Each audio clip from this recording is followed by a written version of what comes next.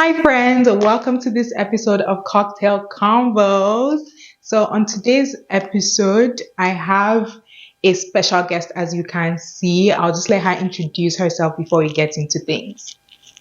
Hello, everyone. My name is Aisha, and it's good to be here today. Thank you guys for having me. Great, thank you for coming. So, today's episode, we're going to be talking about work life balance, how to find it, what it is, and everything in between. And I feel like Aisha is the perfect person for this topic because Aisha has 5,000 friends and she has 5,000 jobs. So I feel like she'll be the best person to give us some advice on how she manages everything. Just to give us some context before we dive into things, just give us an idea of what a week or a weekend in your life, like a typical weekday and a typical weekend in your life, see what it's like for you. Okay, so just so we're not taking any facts in isolation, I'm a lawyer. I'm a corporate lawyer, and that alone is busy itself. I work in a big law firm, so there's nothing like 9 to 5. We really just work. I mean, you just need to understand how your own, like you have your own routine mapped out by yourself, and then you stick by it. But then it's always busy, so you have to be, I would say, intentional about finding extra time for yourself, because also we all know like clients can come in the morning and say, okay, is it possible I have this by end of day or things like that. I also find that as you grow, it's easier to manage clients that way. So a typical work day is, I would say typically it should be like maybe your 9 to 5, do your 9 to 5, but then that's not the typical work day. So my typical work day is, so I also do like real estate closing, and then there are days I have up to like about 3 or 4 What did closings. I tell you people? And then you know that a day like that, 9 to 5 cannot work, because sometimes you won't even get funds from the bank till like 4, and then you have like the office is closing by 5. So you're always like, there's always pressure. You're like at the edge of your seat, like trying to move things around, make things work. So there are times I really don't leave up till like 7 or even 8. Sometimes I close early and then I work from home for the rest of the evening. I also work some weekends as well.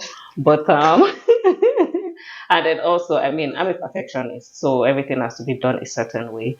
For the weekend, sometimes I leave my admin work for weekends, like the low hanging fruit, the one that does not really need lots of brain work.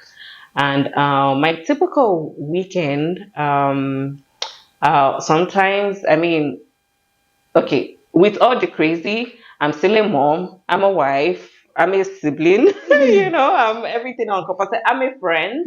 So there are still other people that still require a piece of me. So all those one I try to slot into my weekend. So weekend that I'm not cooking or cleaning, I'm visiting friends, or I'm catching up with friends, or I'm taking my siblings out or something like that. Because I find that the time is never enough. There's never a perfect time. However, I feel like we should all be intentional about creating that time for those we love. So I'm always very, like, I use my calendar a lot. I use my notes a lot. Oh, you want me to do this? I put it in my calendar. When I'm not able to check on people, to go see people physically, I make sure I call. So I have like a list you won't even believe.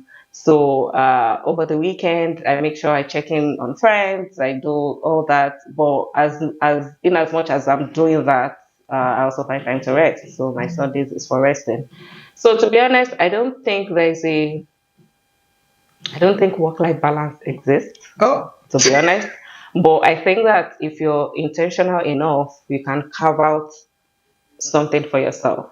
Because no matter how you do it, a part of it is gonna lack. So is either you're focusing on work and then your family or something, and then you don't have enough time to catch up with your friends. Right. So I think we're all just trying to, what I try to do is, I try as much as possible to try to balance it.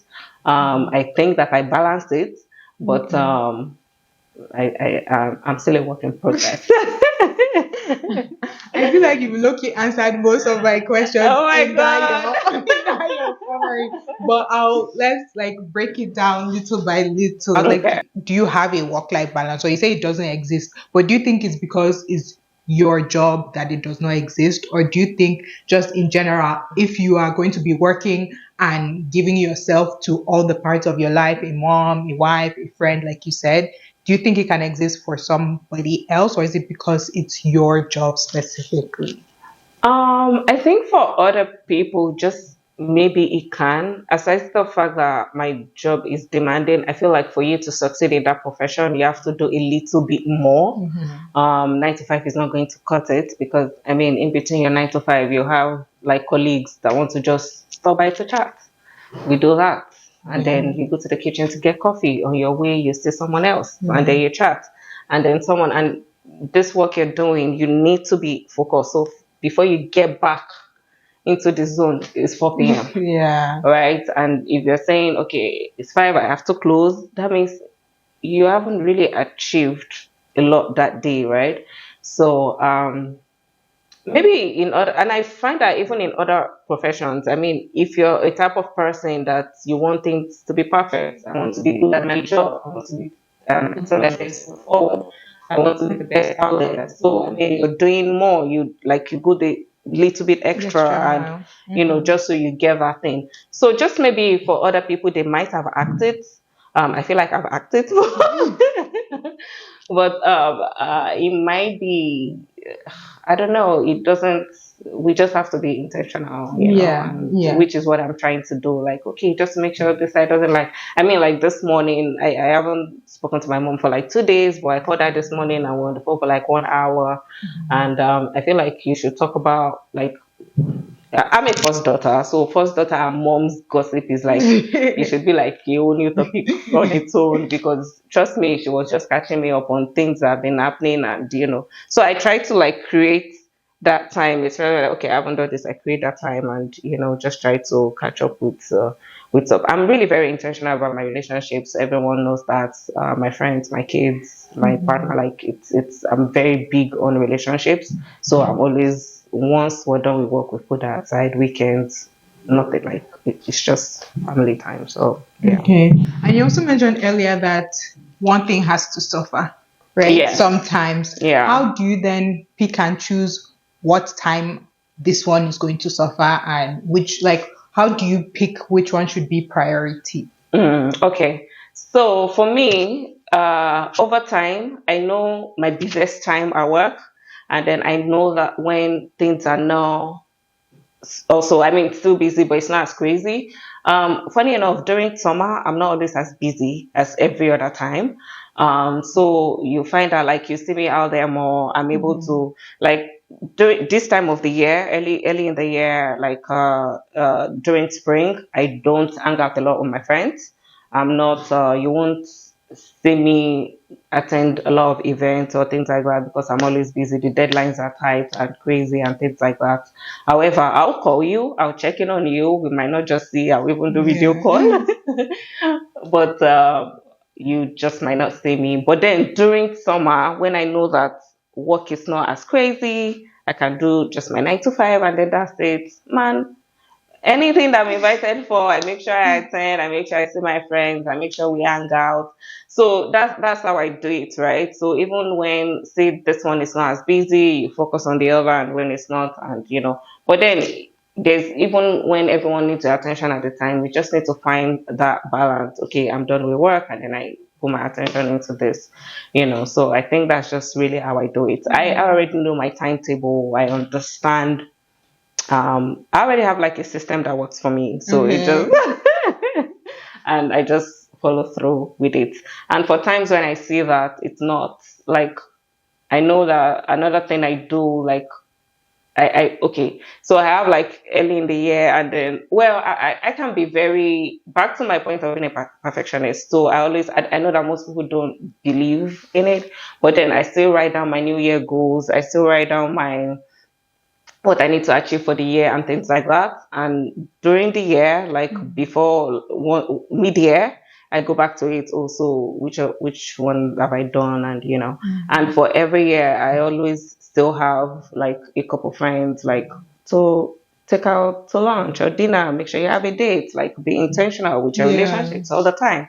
So once I go do my media review, I'm like, okay, so I haven't done this. And then it just kicks me back to, and then I also do that for my clients as well, just to make sure we're keeping it going. Because as busy as my work is, business development is also like a really big chunk of my work. Mm-hmm. So like I'm always having lunches, like trust me, I'm sure I've been to almost all the restaurants in town because I take my clients out, potential clients, prospective new clients. I do that all the time. So building relationship is also like a big part of my work, which I Yeah. feel like how I've handled my private life has also kind of helped me. Mm-hmm. Yeah. Okay, and with your, because it seems like you're very like organized and you write things down and things like that. Yeah. So when you're writing, like you mentioned, your goals for the year, for example, are you very specific to say, okay, instead of saying maybe I'll be intentional with my friends, do you say I will take this friend out on this day or I will No, see no, no, this no, no. friend? No.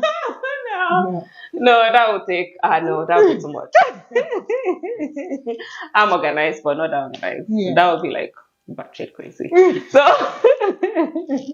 so what I do, like say for example, I can write something like be more intentional with my friends, with Mm-hmm. friendships, reach out to love friends. You know how we grow and then you find that you've kind of Lost touch. yeah with some people or just because I think just a few days ago I called a friend that we went to school together, like we were really close in first year, and I spent 5 years in the university. I think we're close like first year and second year, and then for some reason we're just not close Mm-hmm. anymore, and I feel like we just both outgrew the friendship and things like that. And I mean, we still talk and things, but we're both doing well and winning in our own way.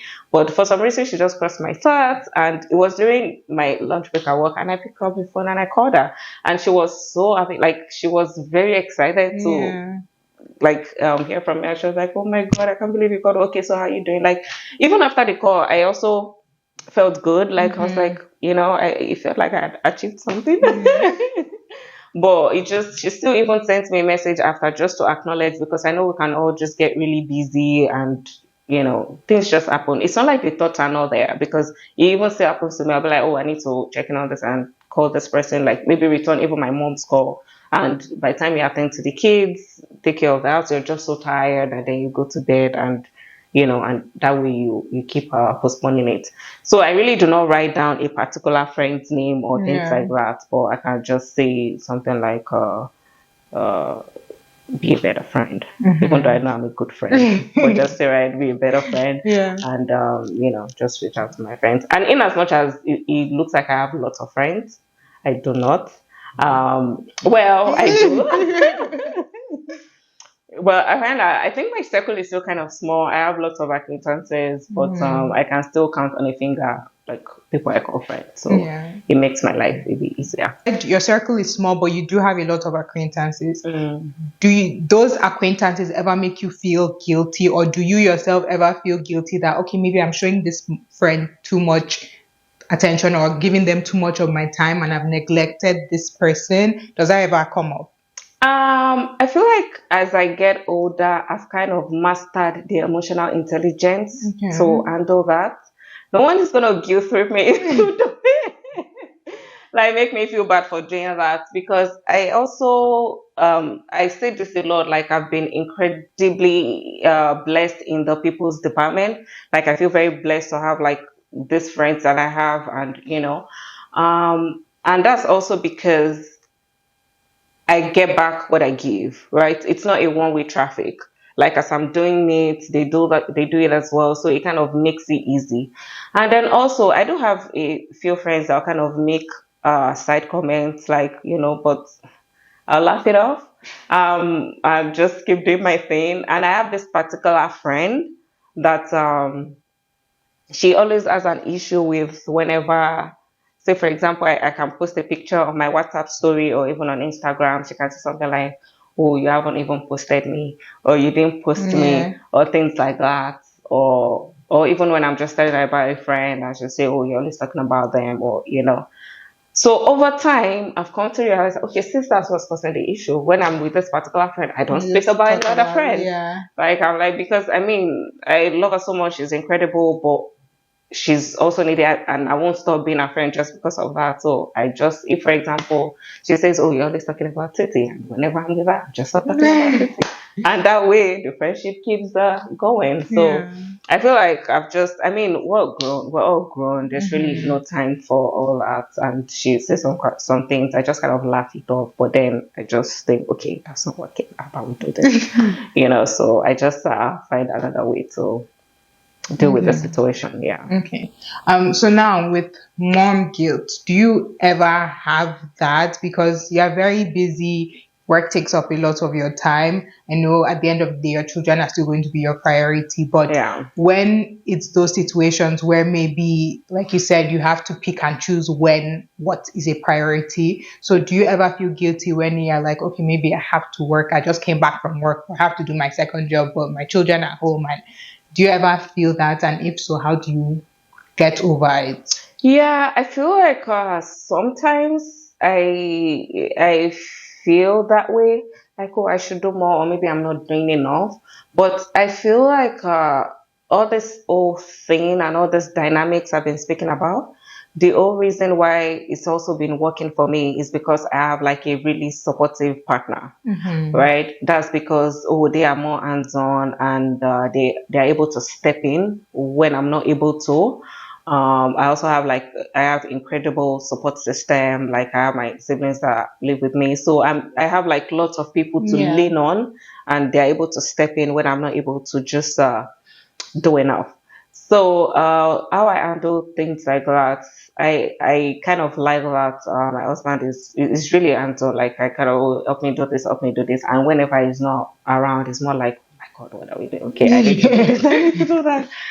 So I can remember there was a time he went to Nigeria, or well, both from Nigeria, and he visited for like 2 weeks. And I was so miserable because I needed to close early. I get the kids from school. Like I need to do this. I'll literally call him. Okay, he had to make me a timetable. So we do this 3 p.m. We do this 4 p.m. And the kids swimming classes this time.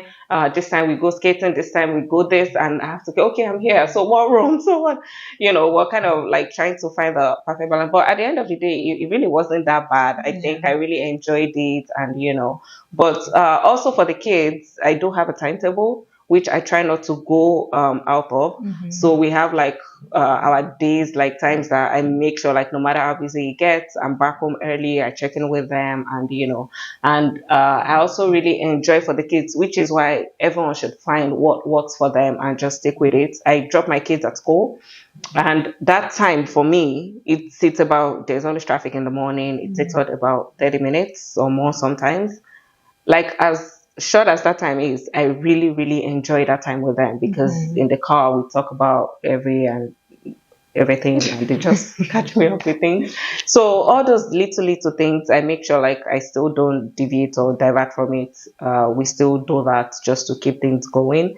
We have our time. We have time that we hang out together. I still take them out for weekends. Like I make sure whatever it is we're doing, they're still included in my plan. So even when I'm visiting a friend or I'm catching up, there are times I just still bring them with me, just Mm-hmm. so they have Get to spend time time with with mommy them. as well. Yeah. So Okay. yeah, Yeah. So the moral of that lesson is to have a supportive partner. yeah. And it's good to hear because oh God, the things I see on the internet.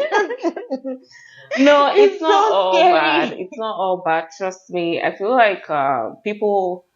It's not everyone that has a sad story. It's not Yeah. everyone that has a sob story. Like people are still winning. People are still doing incredible things, and marriage is working for most people out there. I know, like there are some that I guess. You know how they say like the bad news travel faster. Mm-hmm. Like Yeah. it doesn't mean like everyone is suffering. Like Yeah, once you're in that's a true. relationship, you're suffering or anything like that. There are actually some people that whatever it is that they are putting out there in the internet, that's what they are living. Because it's almost like you see a good story and then you'll be like, it's a It's lie. fake, yeah. There's something there. That's They true. are suffering behind the Mm. closed doors, like something. It's necessarily not like that all the time, right? So what they are posting is what it is how they are. So we shouldn't. It's not everyone that has a start story, and it's not everyone that has a sub story. I find myself to be incredibly blessed in that. In that situation, because even something as little as sibling living with you, you find people they come and meet you. Oh, Yeah. so How are you doing? yeah, I'm like, doing what? There's no story here. Yeah. We all grew up together, so there's no story. I don't have anything to tell you. So it's almost like, is she lying? Like, you cannot be. There has to be something. No, there's no story there. Yeah. People are actually happy sometimes. So yeah. Before we round up, something just came to my mind that I forgot to talk about, just in regards to managing your friendships. Do you ever find that, because obviously to invest in your friendships, from what you've told us, you are putting in a lot of effort Yeah. and being very intentional. Do you ever find that when you give out, there are some people that maybe are not, returning the favor, like for lack of better terms? Yeah. And if so, how do you manage it? Are you like, okay, I'll just not give you since you're not giving back? Or how do you address that? So for that, I find that, like, now that we're all like, I mean, I'm more matured, I'm an adult now and things like that. I don't think I've had that kind of issue in recent times. Okay. But I find that growing up, there's usually, like, even my mom will tell me, oh, this your friend. Like, is you that will do this? Yeah, Is you that will do that? Like, I don't think you should, I felt like growing up, like, I've had like once or twice, even my sibling. I mean, I have like an immediate younger sister that we're almost age mate, and when I'm you just say, yeah, do you need me to address that? Do you want me to call her? You shouldn't be doing this. Like, they're taking advantage of you or things like that. But I think that was just things like growing up. Now I have a better, like I said, emotional intelligence. I understand it better now. I don't think I have time to be. I mean, you're not a sponge. You can't just be Yeah. soaking up things. So I don't think I have time to invest in things like that. Um, I'll just do my bit as a friend, but I don't think I'll be putting in much effort if nothing is coming back. Okay, fair enough. So just to clarify, if you're not getting anything back, you just distance yourself and not. Yeah, like, I wouldn't necessarily say distance myself. It goes back to how, at the end of the day, we are all human beings. And you know how, even when you're ordinarily, okay, I'm going to use my spouse as an example now. It's not the type that will just, it's like the opposite of me when it comes to reaching out to people. So it's not the type that will ordinarily just pick up his phone and call somebody to check up on you. But you see, after you've called him like twice or three times, all of a sudden he feels like he owes you a phone call, and then he's going to pick up the phone and call you. Yeah. Right? So that's just how it is. So if all the time I'm just doing for TT, I'm doing for TT, like, naturally, It should come because back. it's not like she just wouldn't call or anything like that, and you've made effort. Oh, how are you doing? I hope you're okay. How is this? And every time, like, it's just like that. It's just like that. One way or the other, it just kind of, because when both parties are not nurturing the relationship, it just die. Yeah. So it just kind of die naturally. Like, you don't even need to put in any effort or do anything. But the father is just one-sided all the time, because it's same with marriage. Like, you can't just sit and not do anything. You're not putting in the work and then you expect it to work. And no, it doesn't work that way. Like, you have to put in the work. You have to be intentional. So if all the time I'll call Titi, like, all the time it's just me reaching out, I never get one day. I was just like, you know what? Yeah, and the day you stop calling, if they don't call, then that's the end of it. That's just it. So if every Saturday I will call, we'll make sure we talk, and then one Saturday I'm like, okay, I'm tired now and nothing, and but then that's just how life is at the end of the day.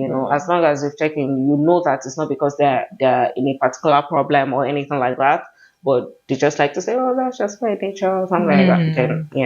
Then so it's just we all have to, like, put in the work. I think at the end of the day, that's just what it is. It's not a one-sided relationship or traffic, or so everyone has to put in the work. I know. So just to summarize, first of all, is there anything like a work-life balance? Cooking. I really don't believe that there is, but I feel like as long as we're all just intentional and trying our best, you can find a system that works for you. That is all that we have for you today. Thank you so much for watching. Thank you, Aisha, for coming. Thank you guys for having me. And we will see you soon. See you. Bye. Bye.